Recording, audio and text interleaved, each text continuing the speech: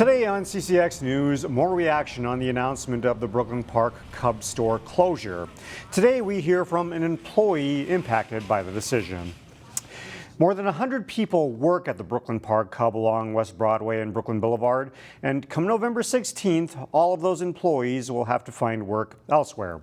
However, the union that represents those workers is trying to make that transition as seamless as possible. It could happen anywhere, so unfortunately it happened to us. Mohammed Shayan works as an e-commerce associate at the Brooklyn Park Cub, fulfilling online orders and bringing groceries to people's vehicles. While he has only worked at Cub a short time, he says some of his colleagues have been here for decades, and this week's news came as a surprise. They were pretty sad because I was here for 7 months, but some people were here for 27 years. So 27 years is a long time, and they should deserve a new job, and I hope the union would give them a chance. On September 29th, the Minnesota Department of Employment and Economic Development will hold several meetings at the Brooklyn Park Cub to inform the staff members of services available to them through the state's dislocated worker and unemployment insurance programs. The owner of a Brooklyn Park company that claimed to serve meals to low-income children using federal funds has pleaded guilty to wire fraud. Haji Salad admitted to receiving more than $11 million in the Feeding Our Future fraud scheme. He had started Haji's Kitchen that claimed to serve millions of free meals during the COVID-19 pandemic. According to federal charges, only a minimal portion of the meals were actually served. Instead, the charges show Salad took some of the money to purchase properties and luxury vehicles. He is the 20th person to plead guilty in the Feeding Our Future scheme, one of the largest pandemic fraud cases in the United States. Buckthorn is an invasive shrub known for its resilience, for better or for worse. Reporter Emily Haugen spoke with a Golden Valley couple that found a purpose in the woody plant. In his garage, Dave Michelin is hard at work. Probably 40 hours a week at least. Shaping buckthorn with a lathe. I switched to a little better tool here. It's not easy. But you can see why the buckthorn is so difficult to work. You can see how it's chipping. It's because it's so brittle. So these pieces will all break off. Really sharp tools is critical with buckthorn. But for Dave, cutting through is worth it. Was it Michelangelo that said every piece of rock has a sculpture in it? And in the backyard, his wife, Rhoda Michelin, shapes the resilient buckthorn herself. It's a very kinesthetically calming process, actually. Her process is a little less specific. I'm not sure what it will become yet, but I love the shaping and the curves. Still, both her and Dave have the same goal as they carve through the difficult wood. Spread the story of their son, Adam. He was a really, really bright kid. Misplaced, perhaps. In his childhood, Adam struggled with depression and anxiety. Amid his fight, he died of an accidental overdose at age 18. He had just enrolled in his college classes. It left a profound impact on his family. After he died, I kind of turned to wood carving as a form of grief therapy. That therapy turned into a pastime, and a pastime that became purposeful.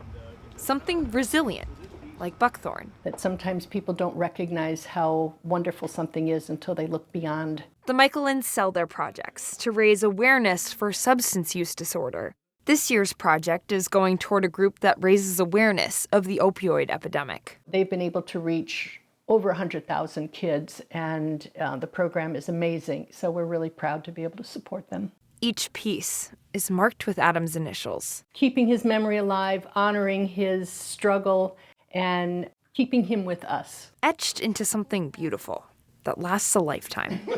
In Golden Valley, Emily Haugen, CCX News. The Michelins are holding their annual sale at their Golden Valley home on October 19th. We'll have more details at ccxmedia.org. All the money will go to the nonprofit Change the Outcome, which raises opioid awareness. Opening this weekend, what you would call an amazing tribute to first responders. The Bauman family farm in Brooklyn Park carved out a maze this year to honor police, firefighters, and EMS workers. The annual Twin Cities Harvest Festival and Maze raises money for local charities.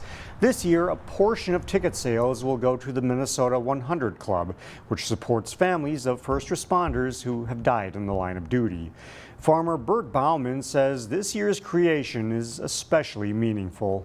There's a big, huge part of our community, what they do, that's really a big appreciation. The corn maze is a wonderful experience to navigate together, walk through the cornfield that we work by hand, all the design this year being the first responder. So it's going to be amazing to identify all those locations in the corn maze. In addition to the maze, there's the popular corn pit, a petting zoo, and a variety of food trucks. The attraction is located off Highway 169 between Brooklyn Park and Champlin. In Weekend Showcase, down in Hopkins, a stage performance that crosses language barriers. Stages Theater Company is performing the world premiere of Senorita Mariposa, a story about a butterfly that travels from Canada to Mexico. It's a bilingual show, best enjoyed by English speakers and Spanish speakers, which is great because then it makes it more accessible to a larger audience, which I think is great. The show is based on a children's book, but all ages are welcome. The story is also interactive. Mariposa asks questions of the guests as it goes along. Maya Haugen, who plays Mariposa, says it's been fun interacting with children. The audience is right there with her, which is really, I think, a beautiful thing. Senorita Mariposa runs through October 6th at the Hopkins Center for the Arts. You can buy tickets, including some for sensory-friendly performances, online.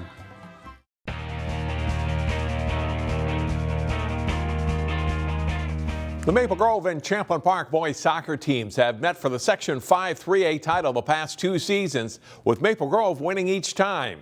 The Crimson and Rebels faced off Thursday. Jay Wilcox has highlights. Champlin Park at 3-3-2 coming in as they visit second-ranked and 9-0 Maple Grove in boys soccer. Maple Grove strikes early. Everett Johnston to Gannon Ferrens, and he puts a well-placed shot in just over 4 minutes into the contest. It remains 1-0 Crimson through the first half. After a long stretch with that score, they break it open. The shot is blocked, but the clearing attempt is right to Gavin Chabika, and he rips the shot into the top corner to make it 2-0. Less than 8 minutes later, the Rebels defender knocks it away, but right to Ben Poland, and he drills it for another goal. Maple Grove goes up 3-0. They add one more as Noah Hughes gets in on the fun. Maple Grove wins via shutout for the 4th straight game. 4-0 Crimson is the final. Jay Wilcox, CCX Sports. Women's professional hockey hit the spotlight in Minnesota last season as the PWHL arrived, and our local team captured the championship. Plymouth native Kelly Pannek shared the trophy from that title at her old school this week. Jay Wilcox has the story. It was a homecoming with a special twist. Former Benilde St. Margaret's, Gophers, and U.S. Olympic hockey star Kelly Pannek brought the inaugural Walter Cup, won by her PWHL Minnesota Pro Team to her high school, where she's also the girls' hockey co-head coach. Every time I walk into this building, there's so many memories that come, and to be able to share this trophy, and this is my experience with not only just the girls' hockey players here that I know well, but the faculty and staff that that are still here, that were here when I was a student. And then to even see some of the students that were fired up to see it, it's pretty special. The run to the title and the success of the new Minnesota franchise and the league as a whole is a thrill to Plymouth native Pannek. And to be able to be a part of that and be a part of those storylines, and to have such positive momentum from not just our fan support, because we knew that women's hockey fans were going to be fans of what we're doing, but to have that support from just sports fans in general, I think is huge and really critical for not just this year, the next year, but the future years of this league. After going without nicknames the first year, the Minnesota franchise was recently christened as the Frost. Kelly approves. That's a thumbs up for me. I think they did a great job with the marketing around it and explaining what it means and the logo, and I think it's really fitting for Minnesota with our winters and everything, and how much hockey's ingrained into our culture here. Lugging the 30-pound trophy around and posing for countless pictures, All in a day's work for a champion like Kelly Pannek. Jay Wilcox, CCX Sports. The Wayzata girls swimming and diving team is off to another solid start to the season. Trojans had a tough dual meet with a Lake Conference opponent Thursday. Chaz Moots has the highlights. Wayzata and Eden Prairie facing off at Lifetime Fitness in Plymouth. The first race of the meet was a good one, 200-yard medley relay. In the third leg, it's the Trojans' Evie Holmes neck and neck with EP's Emily Tolfeson. A good transition between Holmes and the anchor of the relay, Emily Albert. She finished strong and secured a first place time of 1 minute 53 seconds. In the 50-yard free, Bryn McNanley didn't get the quickest of start out of the gates, but she did make up ground and ended up tying Wayzata's Brooke Huldeen for first with a time of 25.97 seconds. On the diving board, Ashley Moyenga, the sophomore, earned a 37.8 on this reverse 1.5 somersaults tuck.